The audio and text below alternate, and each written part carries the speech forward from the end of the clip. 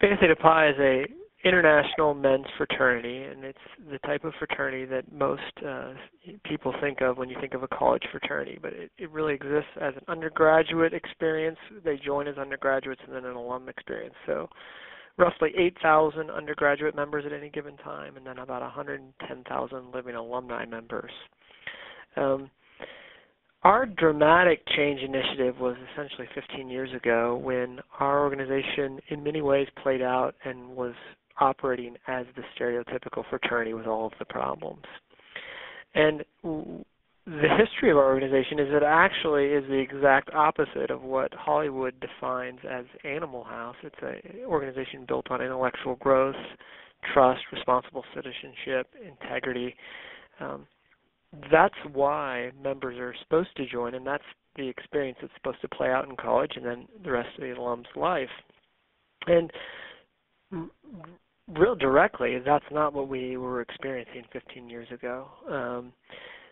Our organization is also structured in such a way that self-governance and autonomy at these local college chapter and campuses where the members join and where the alums feel the most affinity to kind of has a attitude of hands-off from a centralized governing perspective. So we were up against the challenge of, A, we were not being what we were supposed to be. Our members were joining for the wrong reasons. And then B, you've got autonomous groups who really resist the influence and oversight of a centralized governing body. We knew that to create some real systemic lasting change, that it wasn't going to happen on a weekend board retreat, and it wasn't going to happen within a few years. It was going to have to be a grassroots effort where we were going to have to inspire our membership to live out the organization values and inspire our alums to support that message and build a kind of new ethos around why the organization exists, new being old from 1839, but new being in the context of today's modern fraternity. We then launched a change initiative, which was called the Meta Principle Initiative, which is essentially returning our fraternity back to its original values. The background of that's really important because it sets a new vision and tone and direction for a men's college fraternity, specifically ours in Beta Theta Pi. And it is in a change initiative that lasts beyond one board president, beyond boards, beyond staff. It's something that is growing and has been happening for the last 15 years. When you go through that level of change, and we've been very successful in it, there's all kinds of little changes you have to do. We call them little changes within the big change. Because once your vision's set, then you realize there's a lot of pieces that have to change. The one I'm going to talk about today is specifically the role of the staff in the organization and the role of the board and the role of volunteers both at the local chapter level but also the regional level who they report to and then eventually to the board leadership. Again, decentralized system, for many years, volunteer-led organization, volunteer-run, and as Meta Principle got going, the need for a more robust staff grew and grew and grew. Originally, it was a 10-person staff. Today, we sit at about 50 full-time employees. And as the staff has grown, and as the programming and services have grown, as the budget has gone from $1.5 million annually to $8 million today in a 15-year time span, a lot of the ways you do the fraternity changes dramatically. So not only is the ethos of why we exist changed on a global level, but the level of program services and who reports to who has changed. When we looked at all of these local volunteers reporting to volunteers who report to a volunteer board, it becomes very problematic in that system to have any level of brand consistency of the same types of standards being enforced, the same types of policy adherence, the same type of messaging going up and down the chain. At the same time, there's a real resistance to insert professional staff into that chain of command, and how do you do that? And we spent a good deal of time in the last 5 years of really having an honest conversation around performance expectations of a volunteer member and as a staff member. And today we rest at a really integrated approach where volunteers can report to staff and staff can report to the board, and the execution of the organization can be done in a quote-unquote different way, and it can be more of an integrated, seamless operation. To deal with that level of change, for a lot of people seems easy, but from the outside, but from the inside, there's this real sense of tradition and of customs and of volunteers don't report to staff and that staff shouldn't play this role or that role. And when you get down to it, when we went through this change initiative over who reported to who, there were some governing principles that I think were important that got the right changes through. The first is don't focus on who is in charge of what, focus on who you're serving. Ultimately, we serve the students and we serve the local volunteers. And so if someone's paid or unpaid, it doesn't matter. They just need good service. And if that's the guiding philosophy of the team of people that are working on structural governing changes, is that you worry about servicing the customer, not about who gets to service the customer or the member, that helps a lot. The second piece in making a big change initiative like this happen within the larger global context is to reference all of the changes that we've already gone through. And there were periods when people said we shouldn't do that or we couldn't do that or that was impossible. And a lot of the people that were fighting the change at the governing level were the same people advocating for change at the cultural level. And so referencing them on this is simply another evolution is important. The third thing is I think that it's really important as CEO for you to know when to push things and when to back off. Specifically, when things get personal, and they are pushing against you and pushing against maybe the change that you're a part of advocating, and they're saying it's a power grab, or just some of the things that come out are really unproductive. Resist the temptation to push back immediately. Figure out the way to reassert the position on the governing principles of changing your governing model, and try as hard as you can not to take it personally. It's really their reaction to change is what you have, is the lens you have to see it through, not how it's impacting you. Of course, that's easy to say on the phone. It's hard to live through in your real life. My other advice that I would give others going through this level of change of integrating staff and volunteers is it requires strong relationship development, and you can't do this over memos or emails, or you can't have this type of traditional change done in one board meeting. It is literally hundreds of personal visits and phone calls and key moments of pushing the issue at the right moment, because they have to, in the end, trust you. There is a barrier between you getting paid and the volunteer. It's a natural barrier that I understand and appreciate. The way to break that barrier down is to have them trust you and have a track record of success behind you, showing them that it's not a power grab and it's not about someone's turf or fiefdom. It's about serving people. And if you've displayed that as a leader, then you can come back to when moments get tense. You can go back to those relationships and really build off of that. So in the larger context of all of the change our organization has gone through, when we look specifically at the interaction between staff and volunteers, and when I say volunteers, I'm talking about the board level or at the regional level, the governing changes that we went through were necessary, and we took them on at the right point.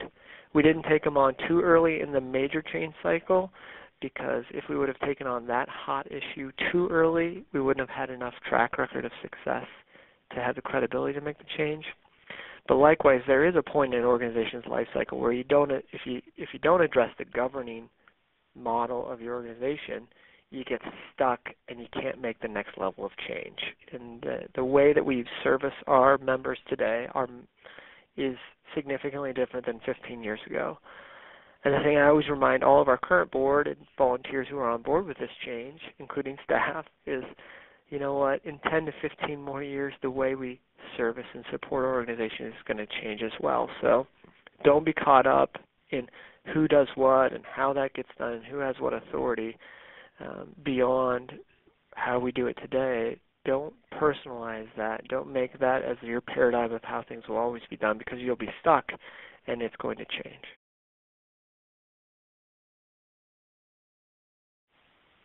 Well, the payoff for the organization going through the Meta Principle Change Initiative, which is essentially, again, redefining the fraternity into what it's supposed to be, not what it was 15 years ago, and trying to make that as grassroots as possible, is you see now evidence of the organization isn't what the top of the organization wants it to be, it's what the bottom of the organization has joined and believes in. That's evidence today. I mean, we went from the middle of the pack in average chapter size amongst all the fraternities to now to the top of the pack, which is one of your brand quality scores. The other one is academic performance. Our organization is the number one academic performing amongst the men's fraternities. That was not the case 15 years ago. We were at the middle or bottom of the pack. So from a quality size perspective, from an academic perspective, number one. From a standards enforcement risk management rating system that the insurance companies put on fraternities, we're number one in the position. And the other thing we've seen is just an explosion of alumni support and growth of our foundation in giving back to the efforts that we do. Most of our dramatic budget increase, going from about $1.5 million 15 years ago to $8 million today, really revolves around the foundation supporting all of our efforts. A lot of our growth hasn't been at the undergraduate level so much as the alumni giving level. So we have incredibly higher levels of giving rates, academic performance, membership quality scores as far as average chapter size. All those metrics have put us in the number one or top leadership position within our industry. Specifically to the governing changes, which I just discussed, we're 2 years into really exploring this model, and some observations I think to say, well, this definitively is the best thing, while I feel that way, the data hasn't been around long enough to say, to prove it. But here's some of my observations.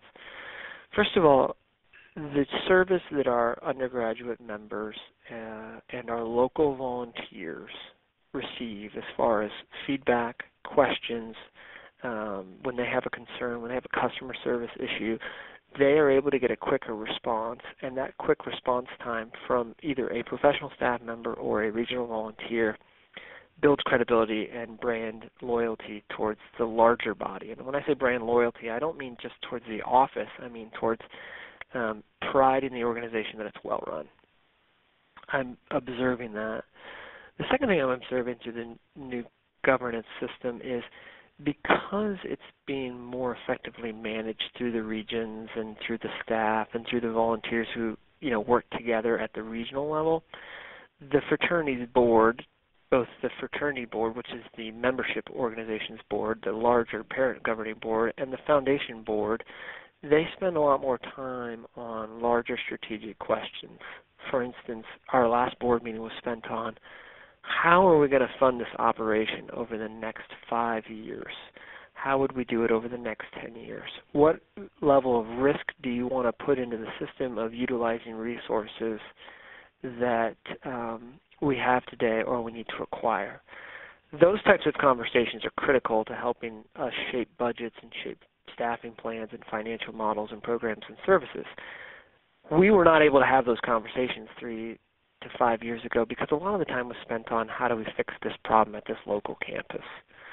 So shifting away from an operational aspect, allowing a staff and volunteer structure to work well together and service our members gives our boards the time and ability to be more focused on the direction of the organization, its vision, the pace at which it wants to achieve things.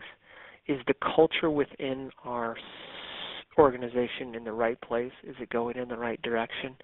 They have the time and ability to focus on those critical issues because a lot of the lower level issues are being handled properly.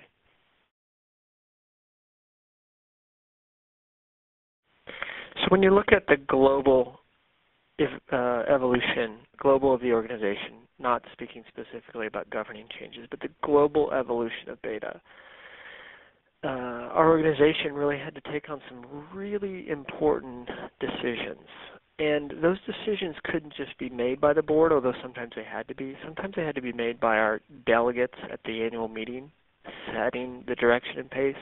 And sometimes they had to be made at the executive level, the staff level.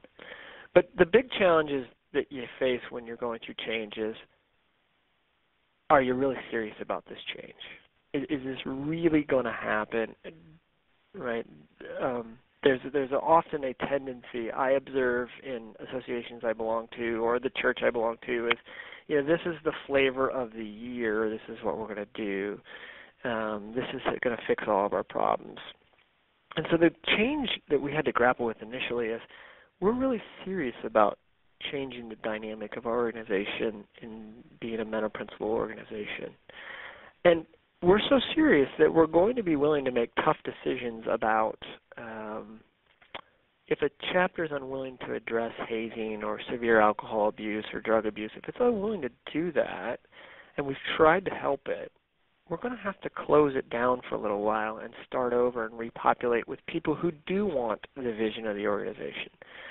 And so those types of tough decisions about disciplining a chapter or removing it for an operational time frame, that comes at a high cost both financially in losing membership and potentially upsetting donors, but it comes at a high political cost as well. There's only so much change that the organization can absorb. So in grappling with changes, if it doesn't want to be the flavor of the month, one of the first places you have to make a decision is, what are you currently doing today that's inconsistent with the vision of where you're going, and are you really willing to deal with that? And if you're really willing to deal with that, then that means it's going to come at a financial cost and a political cost. You have to be aware of that and be willing to embrace it. Also, when you're going through this much organizational change, you have to become very, very adept at communicating the vision and the direction and the pace of the organization in ways that people understand. And that's not done through e-newsletters and the magazine alone. We rely on those mediums way too much. It's done in, I call, hand-to-hand. You have to deliver this stuff eyeball to eyeball.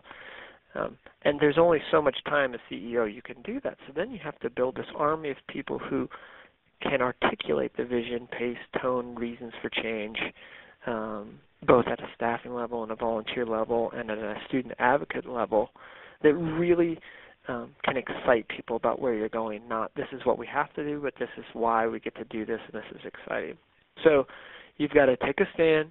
You've got to clearly communicate, and I think clear communication goes beyond the mediums that we often rely on to hand-to-hand, which means you have to build an army of advocates. And the last change at the global level, before I talk about the governing level, is you have to make sure that you have enough resources along the way. There were many times in the 15-year cycle where we almost ran out of money. And at some points we had to intentionally deficit spend. At other points we had to use our financial situation to rally more financial support. I think we've learned along the way you got to be more sophisticated at that and be ahead of those curves and make sure you have enough, I call it R&D money, for new programs and services, or you've positioned yourself to clearly articulate, these are the resources we can have right now, this is the amount of change we can absorb. So you look at it from a standards enforcement, a communication, but also just a practical, is your resource base strong enough to do this? And budgeting out your priorities to make sure they align.